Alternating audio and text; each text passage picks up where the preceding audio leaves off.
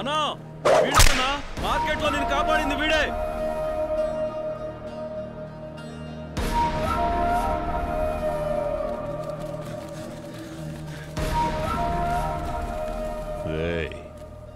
నువ్వెవరు? మీరెందుకోసం ఇక్కడికొచ్చారో నాకు బాగా తెలుసు. ఇది నీ ఊరు కాదు, నీ సమస్య కాదు, కానీ నువ్వు నా ప్రాణాలు కాపాడావు.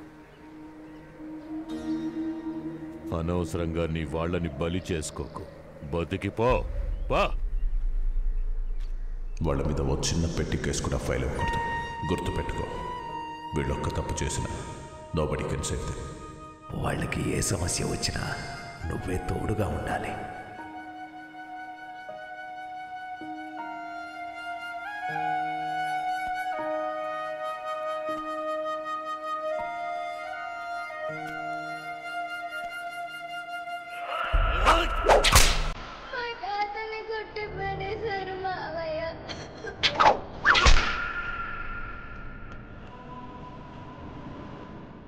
సుల్తాన్కి నేను సర్ది చెప్పుకుంటాను. వాడిని లేపేయండి.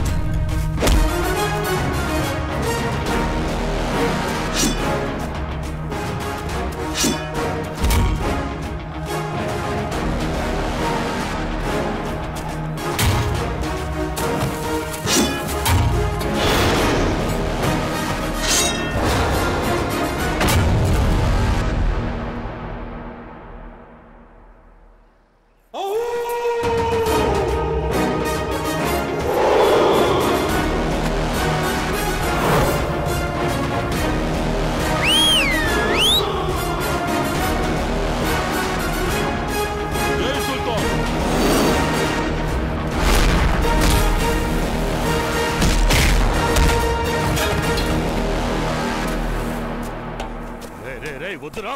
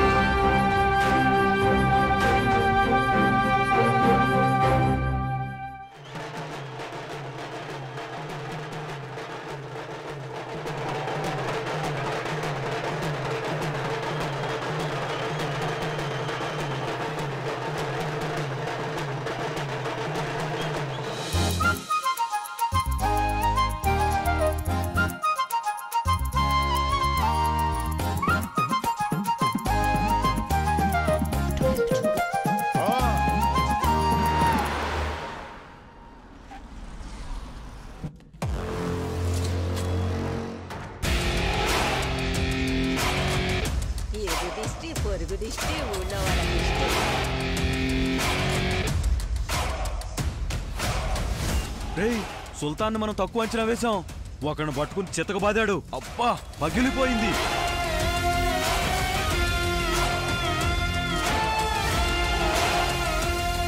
సుల్తాన్కి ఏం గుండె ధైర్యం రా.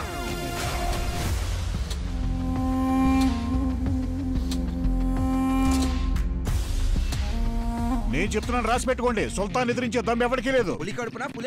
అవునన్నా, డబ్బులు. కాశీ ఫోకస్ మొత్తం సుల్తాన్ మీదకి వెళ్ళింది. ఏదో ఒకటి చేసి నీ వైపు తిప్పుకో.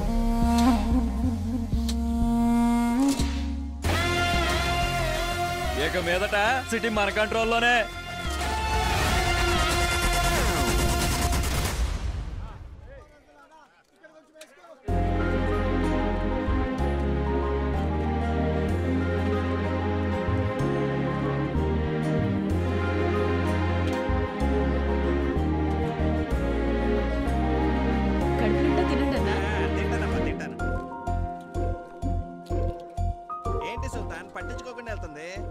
తను గమనించినట్లేదు, ఏదో పనిలో ఉందిగా. ఇప్పుడు హ్యాపీగా వాటేసుకుంటుంది చూడు. అన్న కూర ఏమంటారా? XYZ. ఏమన్నా? ఏంటి మళ్ళీ కోపం కలిగిస్తుంది? ఏంటి రొమ్మిర్చుకొని ఉంచునా? చూడలేదించు. కూలింగ్ గ్లాస్ తీ. ఏంటిలా గాలి తీసింది? ఓ ఏమండి, ఎంతమందిని మీకోసం కొట్టాను. XYZ చెప్పకపోయినా పర్లేదు, అట్లీస్ట్ ఒక థ్యాంక్స్ అయినా. అందుకేగా కోడి కూర పెడుతోంది. మెక్కి దొప్పే. పోవే. ఏమన్నా? పోతాను, మెక్కుతానన్నా. 100 మందిని మేనేజ్ చేస్తున్నాను, ఇది చూపులతోనే చంపేస్తుంది. గుడ్ల గుబ్బ. సుల్తాన్ ఫోన్. హలో బాబు, నేను లాయర్ని మాట్లాడుతున్నా. సార్ చెప్పండి సార్. న్యూస్ చూసావా? ఇక్కడ అందరినీ కుక్కల్ని కాల్చినట్టు కాల్చి పారేస్తున్నారు. ఒకటే రక్తపాతం. This encounter was not a planned action, just self-defense. Anyways, Vizag should be crime free. ఇది కేవలం ఆరంభం. ఆపరేషన్ పూర్తయినట్టుకి వైజాగ్లో రౌడీజం అనే మాటే ఉండదు. ఎట్టి పరిస్థితుల్లో వాళ్ళు ఇక్కడికి రాకుండా జాగ్రత్త పడు. కేర్ఫుల్ బాబు. సరే సార్.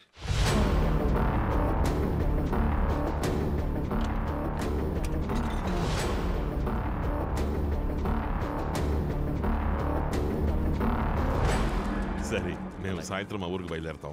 అవును, అలాగే. సరే, జాగ్రత్తగా వెళ్ళండి. సాయంత్రం అందరూ ఊరెళ్ళిపోతున్నాం. ట్రైన్ ఆగినా సరే ఎవరికి మళ్ళీ భోజనాలు పెట్టించను.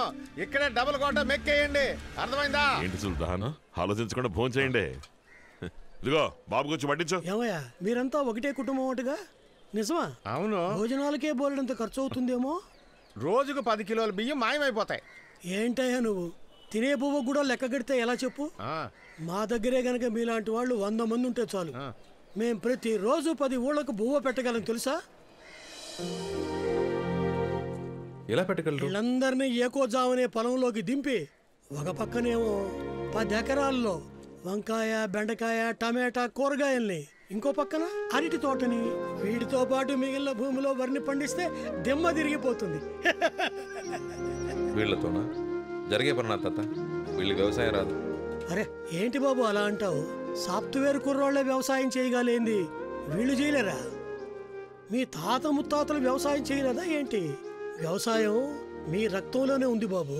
విత్తనాలు ఎవరు జల్లినా మొలకెత్తుతాయి. హలో హలో హలో, మన ఊరి సమస్య గురించి మాట్లాడడానికి వైజాగ్ వెళ్ళి వీళ్ళ నాన్నగారిని కలిసినప్పుడు మేము రైతులం అని చెప్పగానే ఒక్క పైసా కూడా ఆశించలేదు. నాకు పిడికెడు ధాన్యం ఇవ్వడని చెప్పారంతే. అది ఆయన గొప్పతనం.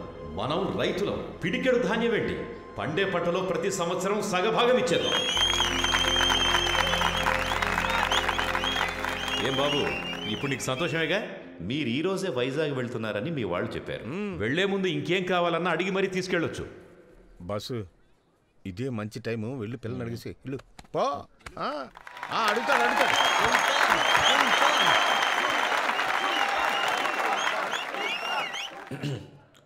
ఊరు పెద్దలకి, ఇక్కడున్న అందరికీ నమస్కారం. గొడవలు కొట్లాట్లాంటివి మా నాన్నగారు చేసినప్పుడైనా, మా అన్నలు చేసినప్పుడైనా నాకెప్పుడు నచ్చలేదు. కానీ ఇప్పుడు నాకు ఒకటి బాగా అర్థమైంది. కత్తితో చెట్టు నరికితేనే తప్పు, ముళ్ళు నరకడం తప్పు కాదు.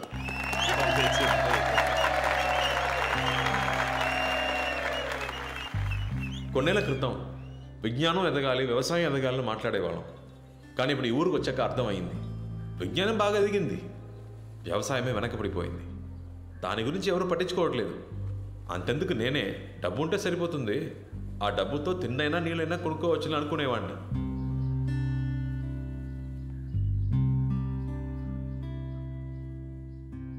కానీ ఇప్పుడు నా ఆలోచన అది కాదు. ఆ కొండ మీద ఎక్కి చూస్తే ఈ ఊరు పచ్చగా కలకల్లాడాలి.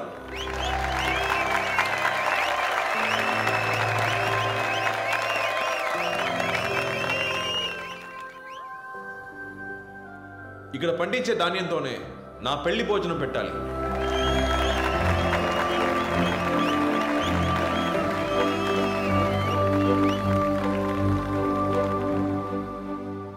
అది పండించేవాడిని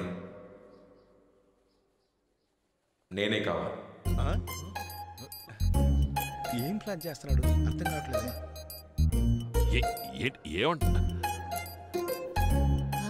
ఏమంటున్నాడు అన్నా? ఇదేం ఫిట్టింగ్ అన్నా?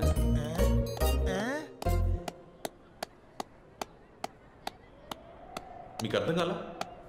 సరే, మీకు అర్థమయ్యేలాగే చెప్తాను. నేను నా అన్నలు ఒక 5 నెలలు ఈ ఊళ్ళోనే ఉండి మీ అందరితో కలిసి వ్యవసాయం చేద్దామని నిర్ణయించుకున్నాను. వ్యవసాయమా? బైక్లో ఏమంటున్నారు మైకిలు? వ్యవసాయం చెయ్యాలంట. సంతోషమేగా?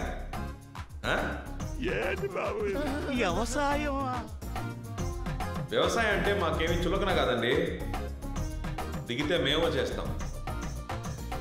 అందుకని మమ్మల్ని మీ పిల్లలే అనుకుని వ్యవసాయం చేయడానికి మాకు ఎంతో కొంత భూమి ఇస్తే సరిపోతుంది, అంతే.